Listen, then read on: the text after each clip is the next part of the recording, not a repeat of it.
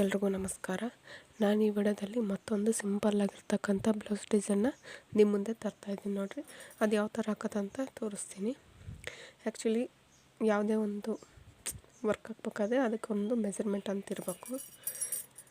ನನಗೆ ಒಂದು straight line ಹಾಕ್ಕೊಂಡು ಅದ್ರ ಮೇಲೆ ಹಾಕಿ ತೋರಿಸ್ತೀನಿ ನೋಡಿ.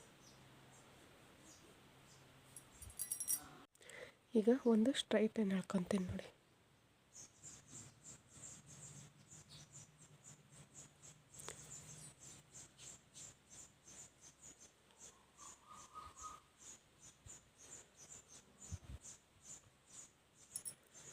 ಈ ಸ್ಟ್ರೈಟ್ ಲೈನ್ ಮೇಲೇ ವರ್ಕ್ ಮಾಡಿ ತೋರಿಸ್ತೀನಿ. ಈಗ ಯಾವುದೇ ಒಂದು ವರ್ಕ್ ಮಾಡ್ಬೇಕಂದ್ರೆ ಅದಕ್ಕೊಂದು ಸ್ಟ್ರೈಟ್ ಲೈನು ಅಥವಾ ಮಾರ್ಕಿಂಗ್ ಅಂತ ಇಂಪಾರ್ಟೆಂಟ್ ಆಗುತ್ತೆ. ಇಲ್ಲಾಂದರೆ ವೇರಿಯೇಷನ್ ಆಗಿಬಿಡುತ್ತೆ ನೋಡಿ. ಅದಕ್ಕೋಸ್ಕರ ಮಾರ್ಕಿಂಗು ತುಂಬ ಇಂಪಾರ್ಟೆಂಟ್ ಆಗುತ್ತೆ. ಈಗ ಫಸ್ಟು 2 ಲೈನು ಜರಿ ಥ್ರೆಡ್ಡು ಹಾಕ್ಕೊಂತೀನಿ ನೋಡಿ. ಚೈನ್ ಸ್ಟಿಚ್ಚಲ್ಲೇ ಹಾಕ್ಕೋಬೇಕು.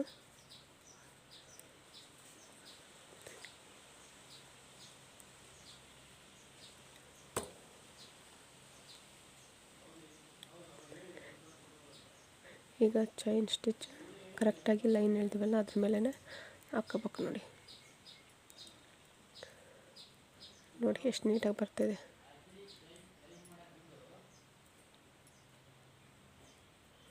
ತುಂಬ ಅಂದರೆ ತುಂಬ ನೀಟಾಗಿ ಬರುತ್ತೆ. ಯಾವುದೇ ಒಂದು ಕೆಲಸನ ಎಷ್ಟು ಶ್ರದ್ಧೆಯಿಂದ ಮಾಡ್ತೀವೋ ಅಷ್ಟು ಚೆನ್ನಾಗಿ ಬರುತ್ತೆ ನೋಡಿ. ಪ್ರಯತ್ನ ಪಡ್ಬೇಕಷ್ಟೆ. ತುಂಬ ಸಿಂಪಲ್ ಡಿಸೈನ್ ನೋಡಿ, ಈಸಿಯಾಗಿ ಹಾಕ್ಕೋಬೋದು.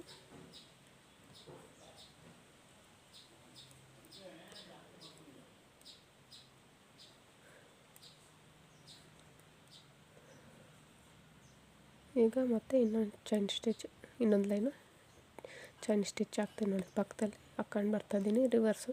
ಈಗ ಫಸ್ಟ್ ಹಾಕಿದ್ದು ಫಾರ್ವರ್ಡ್ ಹಾಕಿದ್ದೀನಿ. ಈಗ ಮತ್ತೆ ರಿವರ್ಸ್ ಹಾಕ್ಕೊಂಬರ್ತಾಯಿದ್ದೀನಿ ನೋಡಿ. ತುಂಬ ಈಸಿಯಾಗಿರುತ್ತೆ ನೋಡಿ. ಯಾರು ಬೇಕಾದರೂ ಹಾಕ್ಬೋದು. ಆ್ಯಕ್ಚುಲಿ ಇದನ್ನ ಸೂಜಿ ದಾರದಲ್ಲೂ ಹಾಕ್ಬೋದು ನೋಡಿ. ಕ್ರೋಶ ಕಡ್ಡಿ ಬರೋಲ್ಲ ಅನ್ನೋರು ಸೂಜಿ ದಾರದಲ್ಲಿ ಯಾವ ಥರ ಹಾಕೋದಂತಲೂ ತೋರಿಸಿದ್ದೀನಿ ನೋಡಿರಿ. ಎಷ್ಟು ನೀಟಾಗಿ ಬರ್ತಿದೆ. ಕರೆಕ್ಟಾಗಿ ಪಕ್ಕದಲ್ಲೇ ಬರೋ ಥರ ಹಾಕ್ಕೊಂತ ಬರಬೇಕು ನೋಡಿರಿ. ಎಷ್ಟು ನೀಟಾಗಿ ಬರ್ತಿದೆ. ಈಗ ನಾನು 2 ಲೈನು ಜರಿ ಥ್ರೆಡ್ ಹಾಕ್ತಾಯಿದ್ದೀನಿ ನೋಡಿ. ಜಾಸ್ತಿ ಹಾಕೋಕ್ಕೆ ಹೋಗಲ್ಲ. 2 ಲೈನು ಜರಿ ಥ್ರೆಡ್ ಹಾಕಿ ಈಗ ಇಲ್ಲಿ ಎಂಡ್ ಲಾಕ್ ಮಾಡ್ತೀನಿ ನೋಡಿ.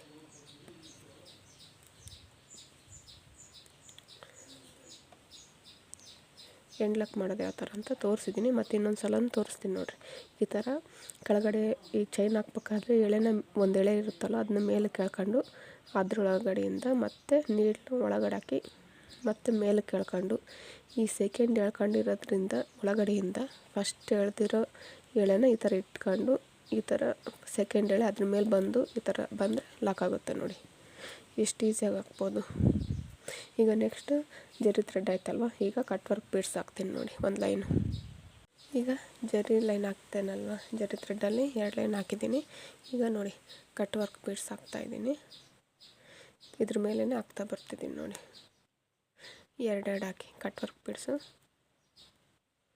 ಈ ಥರ ಬೀಡ್ಸ್ ಬಿಟ್ಟು 2 ಒಂದು ಚೈನ್ ಹಾಕ್ಬಿಡಿ ನೋಡಿರಿ. ಈ ಥರ ಕಟ್ ವರ್ಕ್ ಬೀಡ್ಸ್ 2 ಬಿಡ್ತಾನೆ ಚೈನ್ ಹಾಕ್ತಾ ಬರೀ.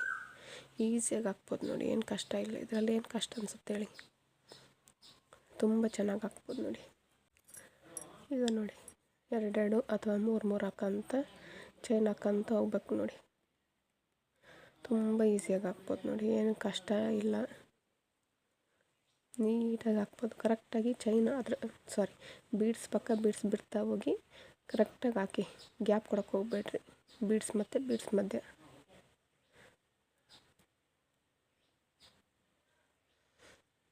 ನೋಡಿರಿ ಎಷ್ಟು ನೀಟಾಗಿ ಬರ್ತಿದೆ. ಪ್ರತಿಯೊಬ್ಬರು ಈಸಿಯಾಗಿ ಕಲಿಬೋದು ನೋಡಿ. ಏನಂದರೆ ಪ್ರಾಕ್ಟೀಸ್ ಮಾಡ್ಬೇಕು ಜಾಸ್ತಿ.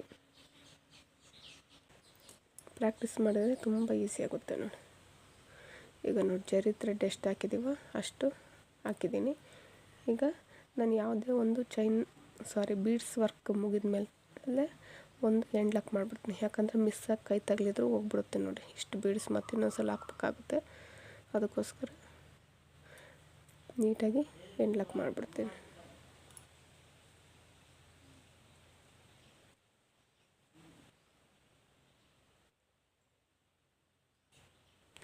ಇದು ಇದು ಜಿಗ್ಜಾಗ್ ವೈರ್ ಬಳಸ್ತಾ ಇದ್ದೀನಲ್ಲ, ಅದಕ್ಕೆ ನಿಮಗೆ ಅಷ್ಟೊಂದು ಕ್ಲಿಯರಾಗಿ ಈ ವೈಟ್ ಕ್ಲಾತ್ ಮೇಲೆ ಜಿಗ್ಜಾಗ್ ವೈರ್ ಕಾಣಿಸಲ್ಲ. ಈ ಬೇರೆ ಕಲರ್ ಥ್ರೆಡ್ ಆದರೆ ಈಸಿಯಾಗಿ ಎಂಡ್ ಲಾಕ್ ಮಾಡೋದು ಕಾಣಿಸುತ್ತೆ ನೋಡಿ. ಈಗ 2 ಲೈನು ಜರಿ ಥ್ರೆಡ್ ಆಯಿತು, 1 ಲೈನು ಕಟ್ ವರ್ಕ್ ಬೀಡ್ಸ್ ಆಯಿತು. ಈಗ 1 ಲೈನು ನಾನು ಡಿಸ್ಪ್ಲೇ ಮೇಲೆ ಹಾಕಿರೋ ಬ್ಲೌಸ್ ಡಿಸೈನಲ್ಲಿ 4 mm ಮತ್ತು 1 mm ಬೀಡ್ಸ್ ಬಳಸಿದ್ದಾರೆ. ಆ ಬೀಡ್ಸ್ ಬಳಸಿ ಡಿಸೈನ್ ಮಾಡಿರೋದು ನೋಡಿ. ಈಗ 1 mm 4 mm ಬೀಡ್ಸ್ ತಗೊಂಡು 1 ಲೈನ್ ಹಾಕ್ತೀನಿ ನೋಡಿ. ಈಗ ನೋಡಿ 4 mm 1 mm ಬೀಡ್ಸು 1 ಲೈನ್ ಹಾಕ್ಕೊಂಡು ಬರ್ತಾಯಿದ್ದೀನಿ, ಮಿಕ್ಸ್ ಮಾಡಿದ್ದೀನಿ ನೋಡಿ. ಅಲ್ಲಿ ಡಿಸ್ಪ್ಲೇ ಮೇಲೆ ಹಾಕಿರ್ತಕ್ಕಂಥ ಬ್ಲೌಸ್ ಡಿಸೈನಲ್ಲಿ ಇದೇ ಥರ ಬಂದಿದೆ. 3 mm 1 mm ಡಿಫ್ರೆನ್ಸ್ ಗೊತ್ತಾಗಲ್ಲ, ಅದಕ್ಕೋಸ್ಕರ 4 mm 1 mm ಆದರೆ ಡಿಫ್ರೆನ್ಸ್ ಗೊತ್ತಾಗುತ್ತೆ, ಅದಕ್ಕೋಸ್ಕರ ಈ ಬೀಡ್ಸ್ ಬಳಸಿದ್ದೀನಿ ನೋಡಿ. ಒಂದೊಂದು ಬೀಡ್ಸ್ ಹಾಕ್ಕೊಂಬರ್ತಾಯಿದ್ದೀನಿ ನೋಡಿ. ನೋಡಿರಿ ಎಷ್ಟು ನೀಟಾಗಿ ಬರ್ತಿದೆ.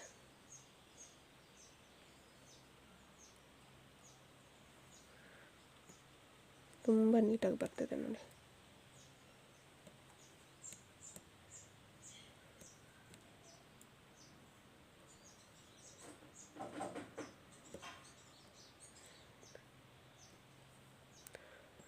ಕರೆಕ್ಟಾಗಿ ಒಂದ್ರ ಪಕ್ಕ ಒಂದು ನೀಟಾಗಿ ಹಾಕ್ಕೊಂಡು ಬರ್ರಿ. ಮಿಸ್ ಆಗಬಾರ್ದು ಬೀಡ್ಸು, ಅದಕ್ಕೋಸ್ಕರ ಒಂದ್ರ ಪಕ್ಕ ಒಂದು ನೀಟಾಗಿ ಬೀಳಲಿ ಅಂತ ಈ ಥರ ಹೇಳ್ತಿದ್ದೀನಿ ನೋಡಿರಿ. ಗ್ಯಾಪ್ ಕೊಡೋಕ್ಕೆ ಹೋಗಬೇಡಿ, ಗ್ಯಾಪ್ ಕೊಟ್ಟಷ್ಟು ನೀಟಾಗಿ ಫಿನಿಶಿಂಗ್ ಬರೋಲ್ಲ, ಅದಕ್ಕೋಸ್ಕರ ನೀಟಾಗಿ ಒಂದ್ರ ಪಕ್ಕ ಒಂದು ಈ ಥರ ಜೋಡ್ಸಂಗಿರ್ಬೇಕು, ಅಷ್ಟು ಚೆನ್ನಾಗಿ ಬರ್ಬೇಕು ನೋಡಿ, ವ್ಯತ್ಯಾಸ ಆಗೋದು ಬೇಡ.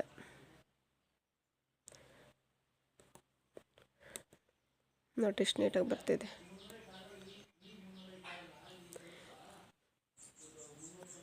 ಈಗ ಎಂಡ್ ಲಾಕ್ ಮಾಡ್ತೀನಿ ನೋಡಿ.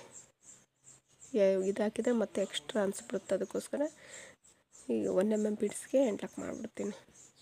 ಈಗ ಬೀಡ್ಸ್ ಮುಗಿದ ತಕ್ಷಣ ಒಂದು ಎಂಡ್ ಲಾಕ್ ಮಾಡಿಬಿಟ್ರೆ ಏನಾಗುತ್ತೆ, ಆ ಬೀಡ್ಸು ಹೊರಗಡೆ ಹೋಗೋದಿಲ್ಲ, ಕರೆಕ್ಟಾಗಿ ಅಲ್ಲೇ ಕೂತ್ಕೊಂಡ್ಬಿಡುತ್ತೆ, ಅದಕ್ಕೋಸ್ಕರ ಎಂಡ್ ಲಾಕ್ ಮಾಡ್ತಿದ್ದೀನಿ ನೋಡಿ.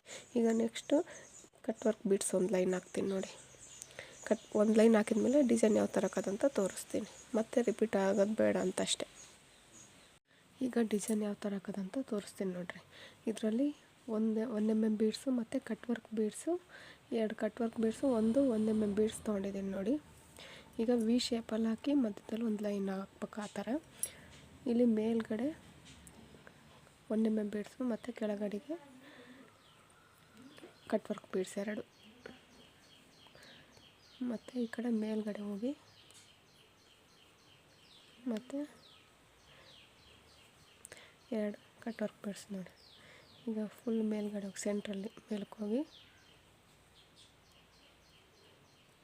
ಈ ಥರ ಹಾಕೋದು ನೋಡಿ, ಎಷ್ಟು ನೀಟಾಗಿ ಬರ್ತಿದೆ ನೋಡಿ. ಈಗ ನೆಕ್ಸ್ಟು ಇಲ್ಲಿಂದ ಇದು ಎಂಡ್ ಲಾಕ್ ಹಾಕೋದೇನು ಬೇಕಾಗಲ್ಲ, ಈಗ ನೋಡಿ ಈ ಥರ ಕಂಟಿನ್ಯೂ ಆಗಿ ಹಾಕ್ಬಿಡಿ. ಇಲ್ಲ ನಾವು ಹಾಕ್ತೀವಿ ಅಂದರೆ ಈ ಥರ ಹಾಕ್ಬಿಡಿ, ಅದನ್ನು ತೋರಿಸ್ಬಿಡ್ತೀನಿ ನೋಡಿ.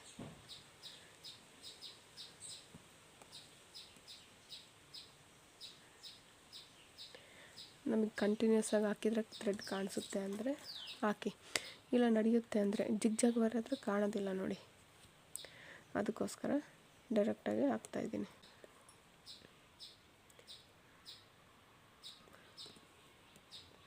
ಈಗ ಮತ್ತೆ ಸ್ಟಾರ್ಟ್ ಮಾಡಿದ್ದೀನಿ ನೋಡಿರಿ, ಈ ಥರ ನೀಟಾಗಿ ಒಂದು ಕಡೆಯಿಂದ ಹಾಕಂತ ಬರ್ರಿ.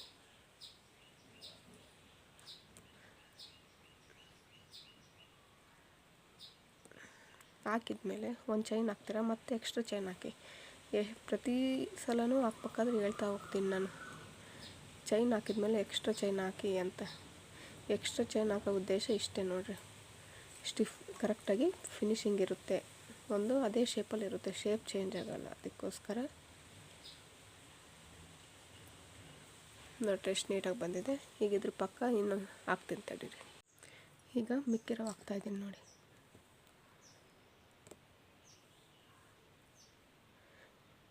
One mm 2 cut work beads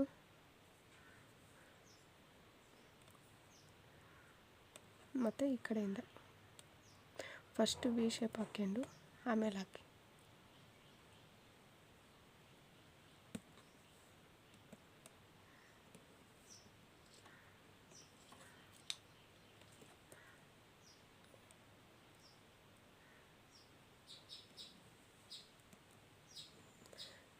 ನೋಡಿ ಎಷ್ಟು ಈಸಿಯಾಗಿ ಹಾಕ್ಬೋದು.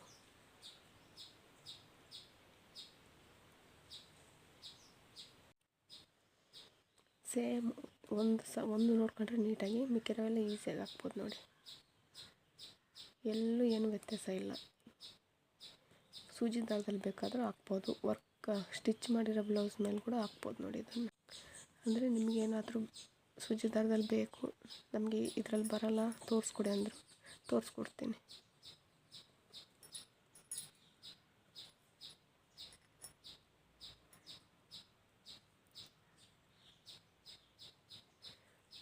ಈಗ ಎಂಡ್ ಲಾಕ್ ಮಾಡ್ತಾಯಿದ್ದೀನಿ ನೋಡಿ.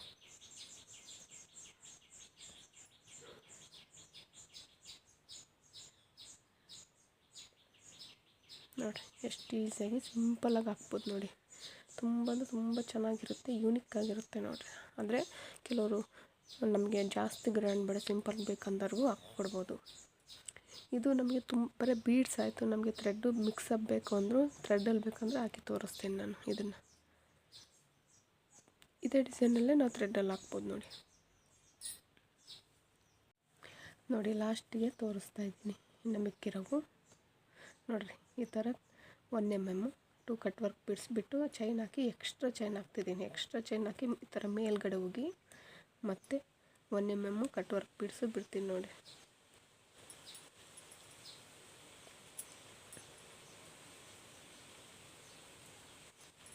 ಈ ಥರ 1 mm ಕಟ್ ವರ್ಕ್ ಬಿಡಿಸ್ಬಿಟ್ಟು ಮತ್ತು ಎಕ್ಸ್ಟ್ರಾ ಚೈನ್ ಹಾಕಿ ಮತ್ತೆ ಮೇಲ್ಗಡೆ ಹೋಗ್ತಿದ್ದೀನಿ ನೋಡಿ.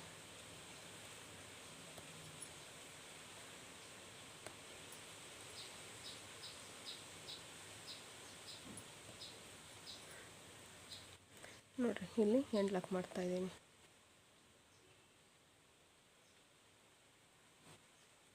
ಈಗ ಇನ್ನೊಂದು ಸಲ ಹಾಕ್ತಾಯಿದ್ದೀನಿ. ಅಂದರೆ ರಿಪೀಟ್ ತೋರಿಸೋ ಉದ್ದೇಶ ಇಷ್ಟೇ, ನಿಮಗೆ ಕ್ಲಿಯರಾಗಿ ಅರ್ಥ ಆಗಲಿ ಅನ್ನೋ ಉದ್ದೇಶ ಅಷ್ಟೇ ನೋಡಿ.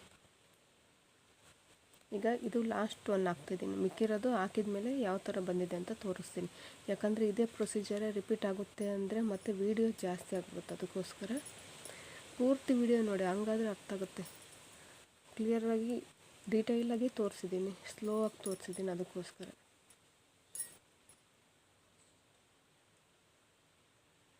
ನೋಡಿ ಈ ಥರ ಎಂಡ್ ಲಾಕ್ ಮಾಡಿದ್ದೀನಿ.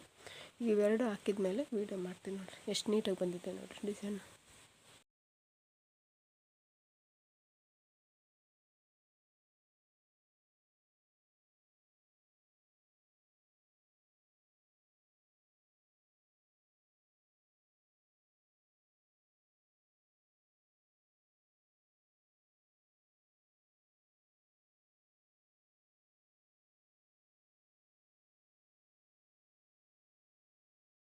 ಇಲ್ಲಿ ನೋಡಿ 2 ಕಂಪ್ಲೀಟ್ ಮಾಡಿದ್ದೀನಿ, ಯಾವ ಥರ ಬಂದಿದೆ ಅಂತ. ಎಷ್ಟು ನೀಟಾಗಿ ಬಂದಿದೆ ನೋಡಿ, ಒಂದು ಚೂರು ವ್ಯತ್ಯಾಸ ಆಗಿಲ್ಲ. ಮತ್ತು ಕರೆಕ್ಟಾಗಿ ಅಲ್ಲಿ ಡಿಸ್ಪ್ಲೇ ಮೇಲೆ ತೋರಿಸಿರ್ತಕ್ಕಂಥ ಡಿಸೈನ್ನೇ ಅದೇ ಥರನೇ ಬಂದಿದೆ, ನೀಟಾಗಿ ಬಂದಿದೆ. ಅಲ್ಲಲ್ಲಿ ಬುಟ್ಟಾಸ್ ಬಂದಿದೆ ಅಲ್ವಾ, ಅದು ಸೇಮ್ ಇದೆ ಪ್ಯಾಟರ್ನೇ ನೋಡಿ. ಅದಕ್ಕೋಸ್ಕರ ತೋರಿಸ್ತಾ ಇಲ್ಲ ನಾನು. ಮತ್ತು ಇಲ್ಲಿ ಕೆಳಗಡೆ ಒಂದು ಸಿಂಗಲ್ಲು 1 mm ಬೀಡ್ಸ್ ಬಂದಿದೆ ನೋಡಿ ಅಷ್ಟೇ, ಮತ್ತೇನೂ ವೇರಿಯೇಷನ್ ಇಲ್ಲ. ಈಸಿಯಾಗಿ ಹಾಕ್ಬೋದು ನೋಡಿ, ಯಾರು ಬೇಕಾದರೂ ಕಲಿಬೋದು, ಈಸಿಯಾಗೂ ಹಾಕ್ಬೋದು. ಇದು ಹೊಲ್ದಿರೋ ಬ್ಲೌಸ್ ಮೇಲೆ ಸೂಜಿ ದಾರದಲ್ಲೂ ಹಾಕ್ಬೋದು ನೋಡಿ. ಅಷ್ಟು ಸಿಂಪಲ್ಲಾಗಿದೆ, ಅಷ್ಟು ಚೆನ್ನಾಗಿದೆ ನೋಡಿ. ಈ ಡಿಸೈನ್ ಏನಾದರೂ ನಿಮ್ಗೆ ಇಷ್ಟ ಆದರೆ ವೀಡಿಯೋನ ಲೈಕ್ ಮಾಡಿ, ಶೇರ್ ಮಾಡಿ, ಸಬ್ಸ್ಕ್ರೈಬ್ ಮಾಡಿ. ಧನ್ಯವಾದಗಳು. ದಯವಿಟ್ಟು ವೀಡಿಯೋನ ಕೊನೆಯ ತನಕ ನೋಡಿ. Thank you.